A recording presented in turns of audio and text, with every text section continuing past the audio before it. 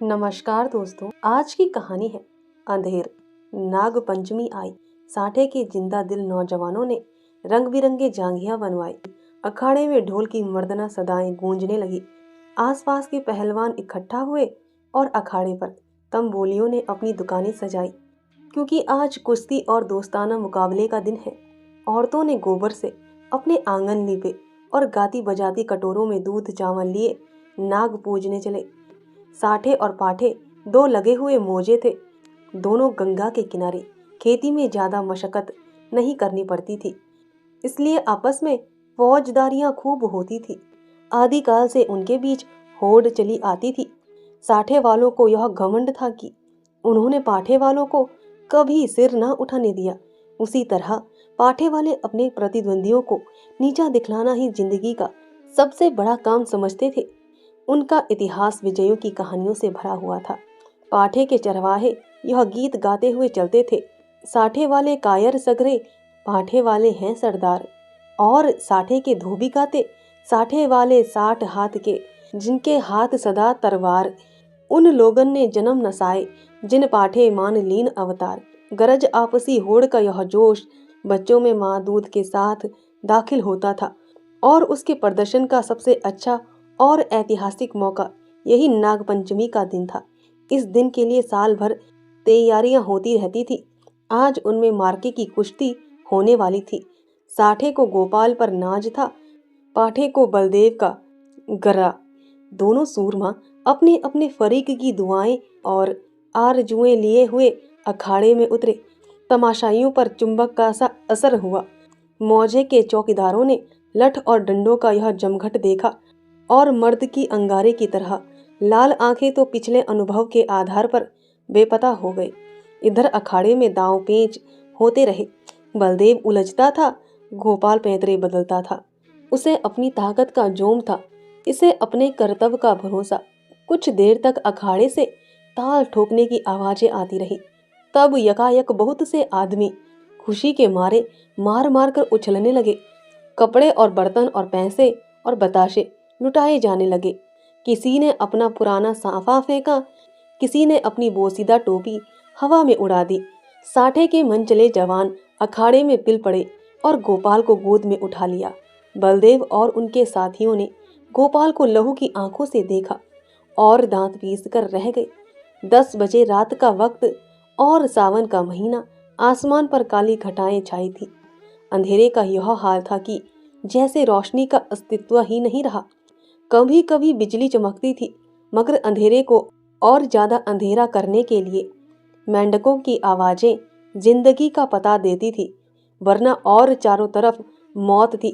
खामोश, डरावने और गंभीर साठे के झोपड़े और मकान इस अंधेर में बहुत गौर से देखने पर काली काली भेड़ों की तरह नजर आते थे। न बच्चे रोते थे, न औरतें गाती थी। पवित्र आत्मा बुढ़े राम नाम न जपते थे, मगर आबादी में बहुत दूर कई पुरशोर नालों और ढाक के जंगलों से गुजरकर ज्वार और बाजरे के खेत थे।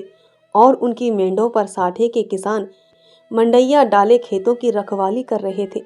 तले जमीन ऊपर अंधेरा, मीलों तक सन्नाटा छाया हुआ। कहीं जंगली सुअरों के गोल, कहीं नील गाय के रेवड़।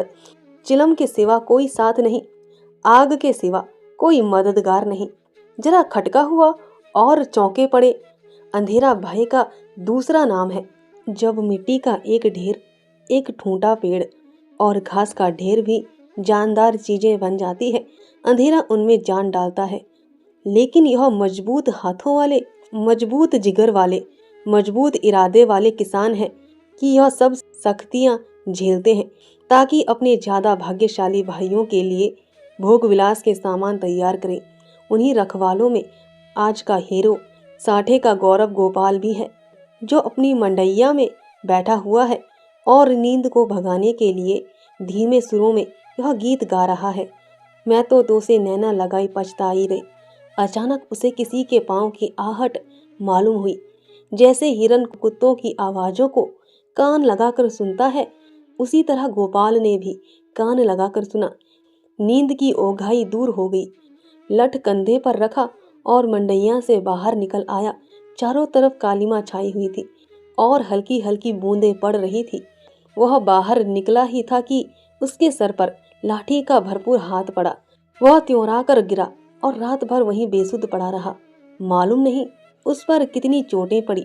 हमला करने वालों ने तो अपनी समझ में उसका काम तमाम कर डाला, लेकिन जिंदगी बाकी थी। यह पाठे के गैरतमंद लोग थे जिन्होंने अंधेरे की आड़ में अपनी हार का बदला लिया था।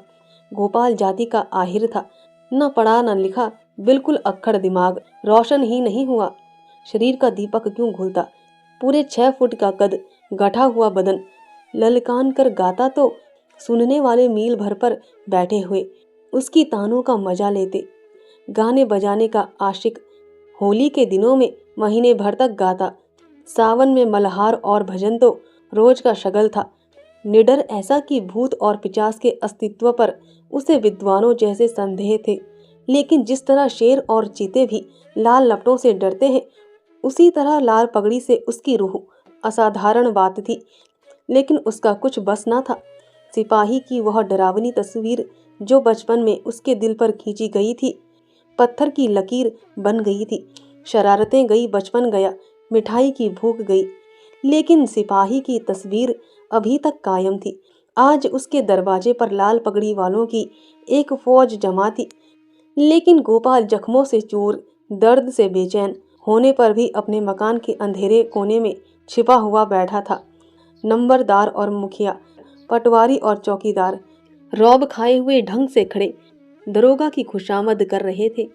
कहीं अहीर की फरियाद सुनाई देती थी, कहीं मोदी रोना धोना, कहीं तेली की चीख पुकार, कहीं कमाई की आंखों से लहू जारी कलवार खड़ा अपनी किस्मत को रो रहा था। फोहश और गंदी बातों की गरम बाजारी थी। दरोगा जी निहायत कारगुजार अफसर थे। गलियों में बात करते थे। सुबह को चरपाई से उठते ही गलियों का वजीफा पढ़ते थे। मेहतर ने आकर फरियाद की, हुजूर अंडे नहीं हैं। दरोगा जी हंटर लेकर दौड़े। ओश्र उस गरीब का भुरकुस निकाल दिया। सारे गांव में हलचल पड़ी हुई थी। कांस्टेबल और चौकीदार रास्तों पर यूं अकड़ते चलते थे गोया अपने ससुराल में आए हैं। जब गांव के सारे आदमी आ गए तो वारदात हुई, और इस कमबख्त गोपाल ने रपट तक ना की। मुखिया साहब बेंत की तरह कांपते हुए बोले, हुजूर अब माफी दी जाए। दरोगा जी ने गाज बनाक निगाहों से उसकी तरफ देखकर कहा, यह इसकी शरारत है। दुनिया जानती है कि जुर्म को छुपाना जुर्म करने के बराबर है। मैं इस बदकाश को इसका मजा चखा दूंगा। वह अपनी ताकत के जोम में भुला हुआ है और कोई बात नहीं। लातों के भूत बातों से नहीं मानते। मुखिया साहब ने सिर झुकाकर कहा, हुजूर अब माफी दी जाए। दरोगा जी की त्योरियां चढ़ गई और झुंझलाकर बोले, अरे हुजूर के बच्चे, कुछ सठिया तो नहीं गया है? अगर इसी तरह माफी देनी होती तो मुझे क्या कुत्ते ने काटा था कि यहाँ तक दौड़ा आता? ना कोई मामला, ना मामले की बात, बस माफी की रट लगा रखी है। मुझे ज्यादा फुर्सत नहीं है, नमाज पढ़ता हूँ। तब तक अपना सलाह मशविरा कर लो और मुझे हंसी खुशी रुखसत करो, वरना गोसाखा को जानते हो, उसका मारा पानी भी नहीं मांगता। दरोगा तकवे व तहारत के बड़े पाबंद थे। 5 वक्त की नमाज पढ़ने और 30 रोजे रखते। ईदों में धूमधाम से कुर्बानियां होती। इससे अच्छा आचरण किसी आदमी में और क्या हो सकता है? मुखिया साहब दबे पांव गुपचुप गौरा के पास और बोले, यह दरोगा बड़ा काफिर है। 50 से नीचे तो बात ही नहीं करता। अव्वल दर्जे का थानेदार है। मैंने बहुत कहा, हुजूर गरीब आदमी है, घर में कुछ सुभीता नहीं, मगर वह एक नहीं सुनता। गौरा ने घूंघट में मुंह छिपाकर कहा, दादा उनकी जान बच जाए, कोई तरह की आंच ना आने पाए। रुपये पैसे की कौन बात है, इसी दिन के लिए तो कमाया जाता है। गोपाल खाट पर पड़ा सब बातें सुन रहा था। अब उससे ना रहा गया। लकड़ी गांठ ही पर टूटती है। जो गुनाह किया नहीं गया वह दबता है, मगर कुचला नहीं जा सकता। वह जोश से उठ बैठा और बोला, 50 रुपए की कौन कहे, मैं 50 कोड़ियां भी ना दूंगा। कोई गदर है, मैंने कसूर क्या किया है? मुखिया का चेहरा फक हो गया। बड़प्पन के स्वर में बोले, धीरे बोलो, कहीं सुन ले तो गजब हो जाए। लेकिन गोपाल बिफरा हुआ था। अकड़ कर बोला, मैं एक कौड़ी भी ना दूंगा, देखे कौन मेरी फांसी लगा देता है। गौरा ने बहलाने के स्वर में कहा, अच्छा जब मैं तुमसे रुपये मांगूं तो मत देना। यह कहकर गौरा ने, जो इस वक्त लौंडी के बजाय रानी बनी हुई थी, छप्पर के एक कोने में से रुपयों की एक पोटली निकाली और मुखिया के हाथ में रख दी। गोपाल दांत पीस कर उठा, लेकिन मुखिया साहब फौरन ही पहले सरक गए। दरोगा जी ने गोपाल की बातें सुन ली थी और दुआ कर रहे थे कि ऐ खुदा इस मरदूद के दिल को पलट। इतने में मुखिया ने बाहर आकर 25 रुपए की पोटली दिखाई। 25 रास्ते ही में गायब हो गए थे।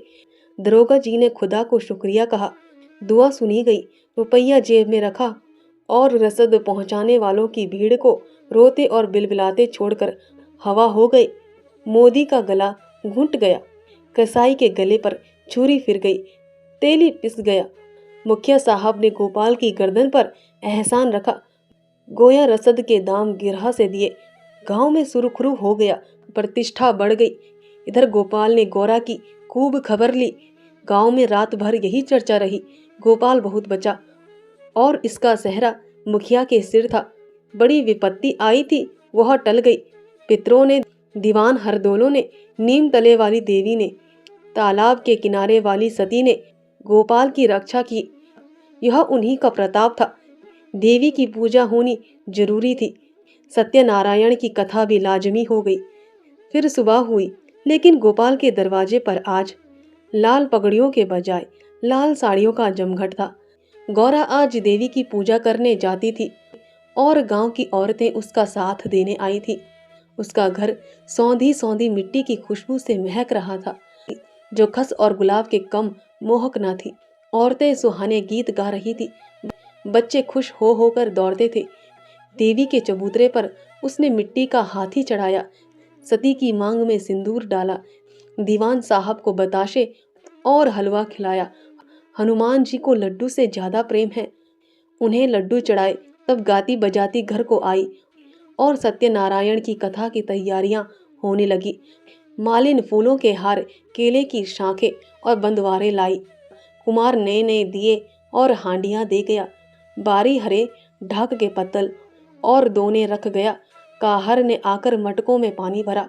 बडाई ने आकर गोपाल और गौरा के लिए 2 नई नई पीढ़ियां बनाई। नाइन ने आंगन लीपा और चौक बनाई। दरवाजे पर बंधवारे बंध गई। आंगन में केले की शाखें उड़ गई। पंडित जी के लिए सिंहासन सज गया। आपस के कामों की व्यवस्था खुद ब खुद अपने निश्चित दायरे पर चलने लगी। यही व्यवस्था संस्कृति है, जिसने देहात की जिंदगी को आडंबर की ओर से उदासीन बना रखा है। लेकिन अफसोस है कि अब ऊंच नीच की बेमतलब और बेहुदा कैदों ने इन आपसी कर्तव्यों के सौहार्द्र सहयोग के पद से हटाकर उन अपमान और नीचता का दगा लगा दिया है। शाम हुई।